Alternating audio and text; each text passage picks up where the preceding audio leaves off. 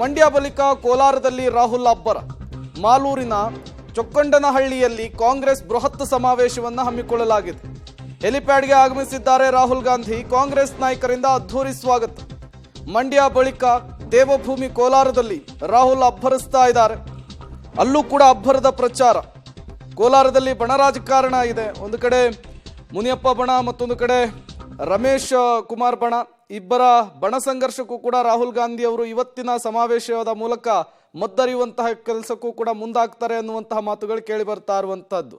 ಸಕ್ಕರೆ ನಾಡಿನಲ್ಲಿ ಸ್ಟಾರ್ ಚಂದ್ರು ಪರವಾಗಿ ಅಬ್ಬರದ ಪ್ರಚಾರವನ್ನು ನಡೆಸಿದ್ರು.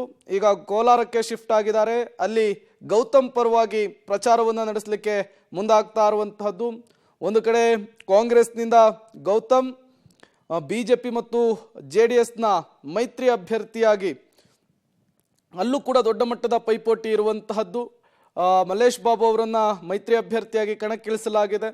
ಅಲ್ಲಿ ಶತಾಯಗತಾಯ ಕಾಂಗ್ರೆಸ್ ಅಭ್ಯರ್ಥಿಯನ್ನು ಗೆಲ್ಲಿಸ್ಕೊಂಡು ಬರಬೇಕು ಅಂತೇಳಿ ರಾಜ್ಯ ನಾಯಕರು ಹರಸಾಹಸವನ್ನು ಪಡ್ತಾ ಇದ್ದಾರೆ. ಮತ್ತೊಮ್ಮೆ ಕೋಲಾರ ಕಾಂಗ್ರೆಸ್ನ ಭದ್ರಕೋಟೆ ಅನ್ನೋದನ್ನು ಸಾಬೀತುಪಡಿಸಲಿಕ್ಕೆ ಮುಂದಾಗ್ತಾ ಇದ್ದಾರೆ.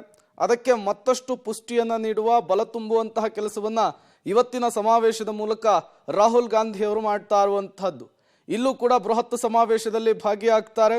ಸಹಜವಾಗಿಯೇ JDS ಮತ್ತು ಬಿಜೆಪಿಯ ವಿರುದ್ಧ ವಾಗ್ದಾಳಿಯನ್ನು ನಡೆಸ್ತಾರೆ.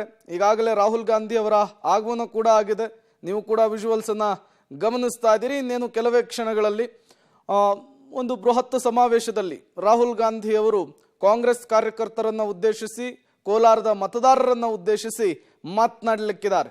ಮೊದಲ ಹಂತದ ಚುನಾವಣೆಗೆ 9 ದಿನ ಬಾಕಿ ಇದೆ. ಈ ಬೆನ್ನಲ್ಲೇ ಪ್ರಚಾರದ ಭರಾಟೆ ರಾಜ್ಯದಲ್ಲಿ ಜೋರಾಗ್ತಾ ಇರುವಂಥದ್ದು.